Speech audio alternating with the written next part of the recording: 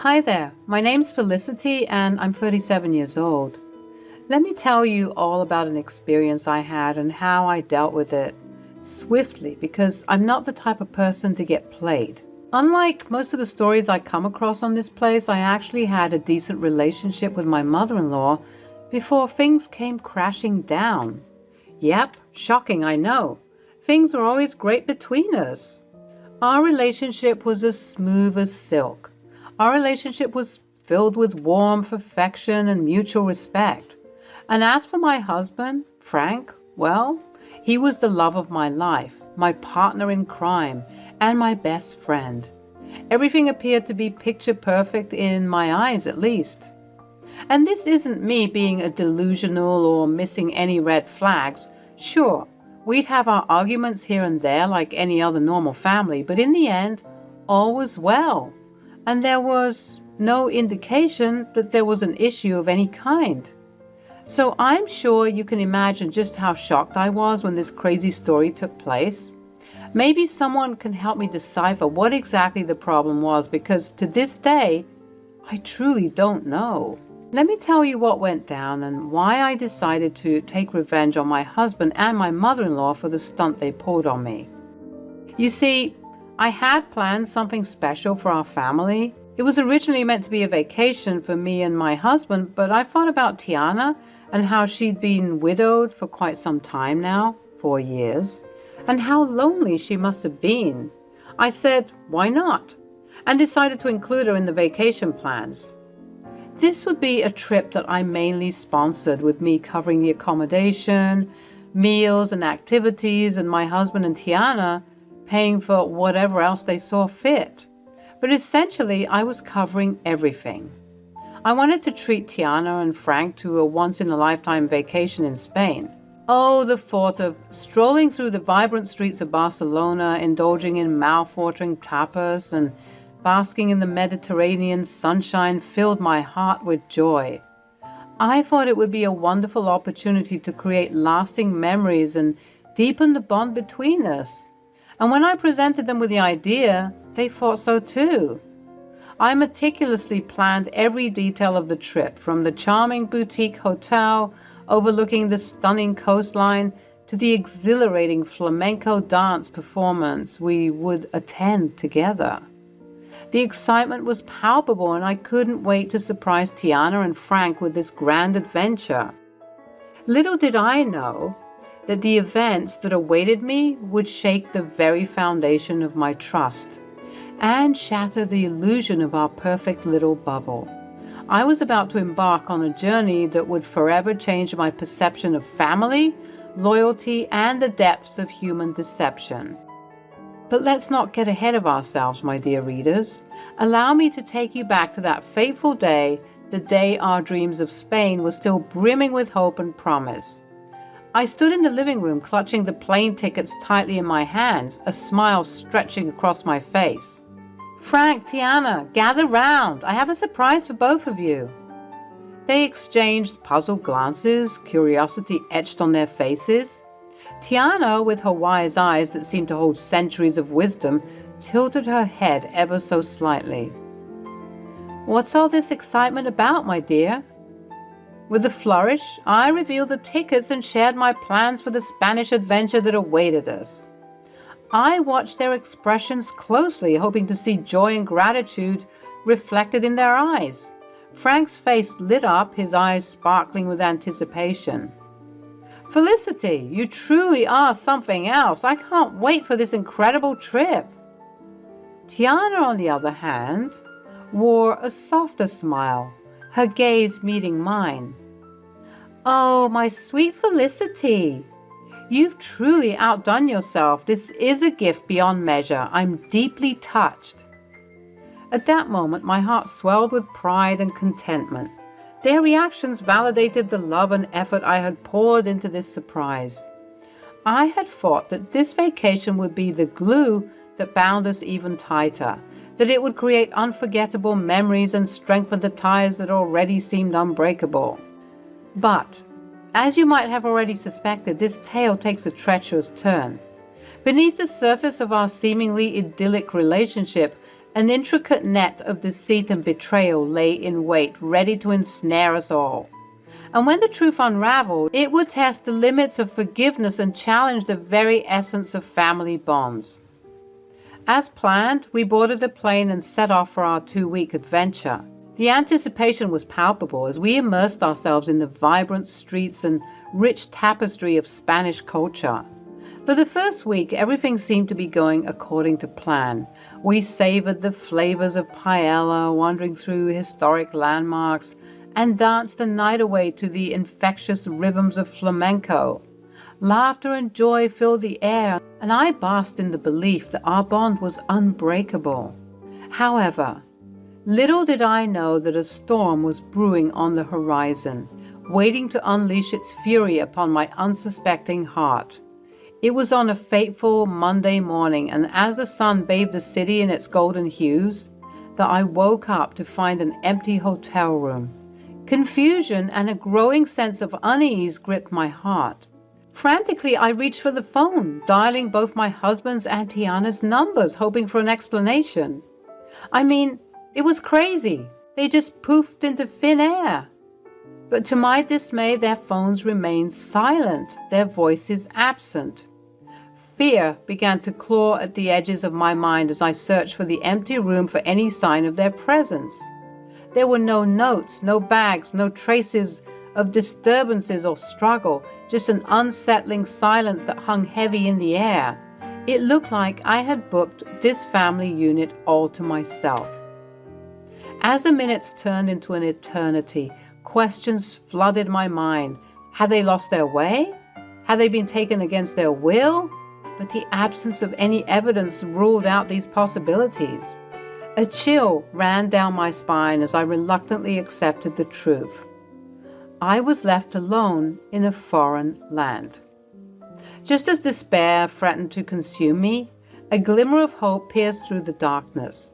My phone buzzed, signaling an incoming call. It was Tiana. Relief washed over me, mingled with confusion and a deep sense of hurt. How could she leave without a word? With trepidation, I answered the call, my voice filled with a mix of concern and disbelief.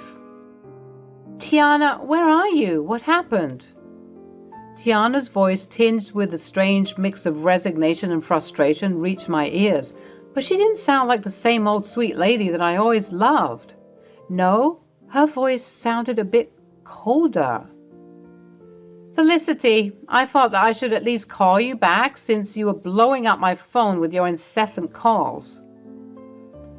Oh, I'm sorry for disturbing you. I was just wondering where you two went. Your bags aren't here. I was just concerned that something bad had happened. Then she said these next words with so much indifference that they shook me to the core. We left you. But why? What happened? I'm sorry, I couldn't bear to spend another week in your company, so I had to leave. What are you talking about? Did I do something wrong? Yes, I mean, how could you be so dense? Dense? Excuse me? You sprung up this trip on me, practically forcing me to go with you, and I just couldn't remain disingenuous any longer. Let me spell it out clearly for you, Felicity. I don't enjoy your company. Sure, we can spend a couple of hours together at a family event, but 2 weeks? I tried to be civil and grace you with my presence for as long as I could, and it turns out that I could only muster 1 week with you before I lost my mind. I'm sorry, but I'm on the way to the airport with Frank right now. We can't be around you any longer. Shock reverberated through my core. The revelation struck me like a bolt of lightning, unraveling the threads of trust I had so naively woven. How could our bond, seemingly unbreakable, crumble beneath the weight of unspoken grievances? Questions flooded my mind as I grappled with this harsh reality. What had I done wrong? What exactly did I do to deserve such harshness? How did things escalate to this point? Was there no chance for reconciliation? Confusion and heartache intertwined within me, the pain of betrayal seeping deep into my soul. Well, I I didn't know that you felt this way, Tiana, honestly. And you had no reason to. I always led you to assume that things were fine and dandy between us. Then why not bring that up? Why not sit me down so that we could hash out whatever problem there was between us? Because if I'm being honest, I still don't know what I've done to wrong you. Well, that's the thing. I just can't put my finger on it, but you just irk me. What? That's the most childish thing I've ever heard. You can't stand me just because of an inexplicable irk? Grow up, Tiana. I thought I offended you or something, but I didn't do anything wrong, right? Well, not necessarily, but it doesn't matter. What matters is how I feel about you. And I feel that you're annoying and I just can't stand being around you. If that's the case, then why did you say yes to coming with us on this trip? Because it was a free trip to Spain. No one is going to turn down that opportunity. But as the days went by, I grew more and more tired of your antics. What antics, Tiana? What did I do that was so bad that you decided to leave me all alone in a foreign country? She was failing to answer, and I was growing more impatient with this impromptu disdain that was coming out of nowhere. I was shocked, hurt, confused, and angry, but most of all, I was just sad. I had to inquire about my beloved husband and what he had to say in all of this. Let me speak to Frank. Casually and easily, Tiana passed the phone on to Frank, who I can assume was listening in on the entire conversation. He sounds just as indifferent and cold as his mother. Hello? Really, Frank, you decided to leave me too? I didn't leave you because I don't like you. I left because my mom needed me to take her home. So you knew about all of this? Well, I mean, how long have you known about your mother's apparent hatred towards me? For some time now, I was hoping this trip would bring her closer to you, but I was wrong. Okay, but what I'm failing to understand is why none of you approached me about this. We're all adults, aren't we? Meaning if there's an issue, we solve it. It's not like we haven't had arguments in the past, no. We sat down and we solved these arguments. What's different about this time? Frank was failing to answer, just like his mother moments ago. The only thing I can safely conclude about this entire stupid debacle is that your mother hates me for a silly reason, which she knows isn't valid. Maybe she's jealous of me or something. Maybe I have something that she can't have. And she knows that she can't speak up about it without sounding foolish. So she's beating around the bush as to what exactly the problem is. Am I correct in assuming that? I took their resounding silence as a big fat yes. Well, I can say that I'm honestly shocked. I didn't know that you two felt this way about me. I hope you have a safe flight back home. I cut the call. Pacing around the hotel room, still trying to wrap my head around what exactly the issue was, I began to sob, wondering if what I did to deserve this treatment. But 37 years on this planet has taught me that sometimes people will hate on you for seemingly no good reason. They're jealous or bitter because they see you at peace with yourself, and that makes them enraged because they are struggling with their self-worth. I'm sure I'm not the only one who's experienced this. But if I'm being honest, the last people I expected this behavior from were my own family. After sobbing for some time, I had an epiphany. Let me take you back to that fateful moment when I decided to take control of my destiny and seek vengeance against these two who had wronged me for no good reason. It was a pivotal moment that would forever change the course of my life. As I wiped away my tears, a newfound determination welled up within me. I refused to waste any more of my precious emotions on their pathetic actions. No, it was time to show them that they could not trample over my heart and get away with it. With my trembling fingers, I dialed the number of my childhood friend, Arlo. We've been through thick and thin together, and I knew I could trust him with my darkest secrets. After pouring out my heart to him and explaining the painful betrayal I had experienced in Spain, I cautiously asked if he could assist me in my quest for justice. Arlo, always the loyal and mischievous friend, listened intently, his voice filled with a mix of concern and excitement, reassuring me that he had my back. Felicity, my dear friend, you're a force to be reckoned with. And you know you can count on me for anything and everything, so what are you planning on doing? Well, Arlo, you know how your construction company always has excess sawdust? Yes, it can be quite a hassle to get rid of sometimes. Well, I think I finally have the perfect use for it. His curiosity was piqued, and my plan tumbled out like a carefully created script, describing how we would orchestrate the ultimate act of retaliation. My plan involved delivering bags of sawdust to Tiana's house, infiltrating every corner and crevice, and leaving an indelible mark of chaos and betrayal. Arlo couldn't help but smile at the brilliance of my idea. It was a subtle yet impactful way to remind Tiana of the stress she had just now unleashed upon my life. Armed with Arlo's expertise and my newfound determination, we set our plan into motion. But how will we get inside the house before they arrive back home? You need to get the spare key hidden under the potted plant that's on the patio. Then you'll be in. Wow, you thought of everything, huh? I'm not the one to be played with. I think I'm a reasonable woman, but if they want to go lower and act childish, then I'll go even lower. Atta girl. As the hours ticked by, anticipation swirled within me.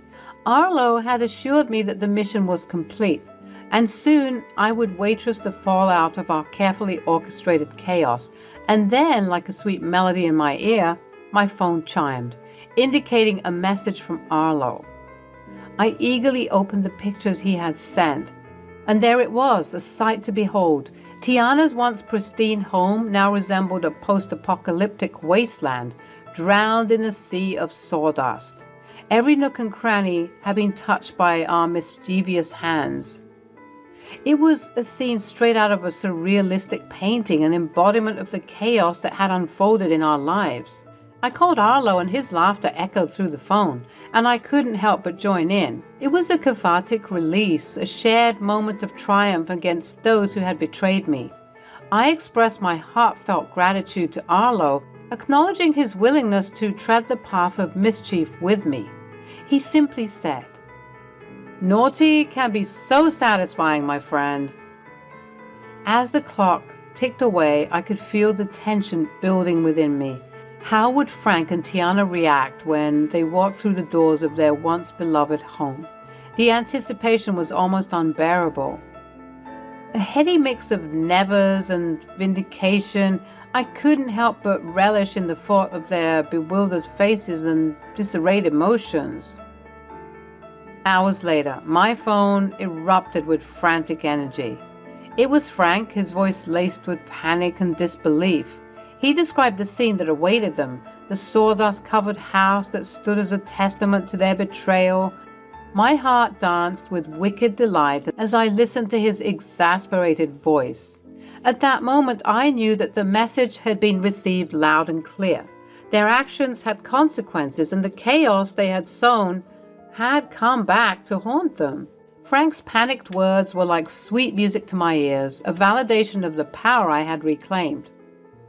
"Oh, Felicity, it's just awful. Mom is in hysterics." I decided to reveal the part that I had played in this and said, "It serves both of you right. How could you leave me here alone? Without a valid reason, no less." "Wait, Felicity, was this your doing?" The wailing and panic I heard in the background stopped, and instead, I approached Frank's phone. I heard my mother-in-law say, "Give me that," before shouting in my ear, "You do this? How could you do this to us? To me? I have no idea what you're talking about. Have you considered that this is just your karma?" Oh, come on, Felicity, we all know it was you. Who else would have access to my home? It's very easy to break in and enter someone's home nowadays. Tiana, especially if you don't have any security cameras installed, which, by the way, should seriously consider doing to prevent things like this from happening again. Honestly, Felicity, how can you do this to us? Where are we supposed to sleep? This sawdust is making my lungs ache. Oh, that's right. You probably forgot to get the keys to my nose house, huh? Well, that's a shame. I'm guessing you two are going to have to stay in yet another hotel. But for how long? Until I decide to come back from my vacation. I paid for 2 weeks after all, and who knows, I might feel greedy and decide to extend my stay. Frank then took the phone from Tiana, and she began to bawl once again, mourning her ruined furniture. Felicity, this was foul. How could you do this? I don't know why you're assuming that I had anything to do with this. How could I? I'm currently relaxing in the hotel jacuzzi. How could I have done this? I held back my laughter as the second of them were clearly confused as to what had happened. Even though they suspected I had something to do with it, which I obviously did. But they didn't have any solid proof, so I was basking in all the glory of knowing that they were frustrated, but they had nowhere to direct their anger. As I bid Frank farewell on the phone, a sense of contentment washed over me.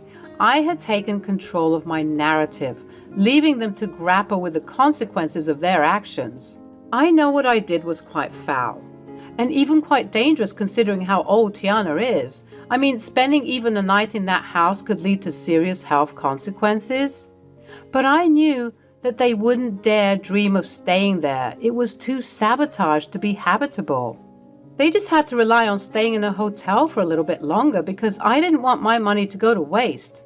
I stayed that extra week in Spain, enjoying the culture as I intended, whilst my husband and my mother-in-law were undoubtedly worried, trying to find a cleaning company that would take on such a daunting task. I didn't know how long it would take to get the house professionally cleaned, but I knew that in the meantime, my mother-in-law would have to stay with us in my home. And I know that she would just be irritated the whole time since she apparently can't stand my company. This should serve as a reminder to some of you all that some people need to learn the hard way. And if it just so happens that you can dish out your own justice, then by all means go ahead and do it and really give people something to be mad about.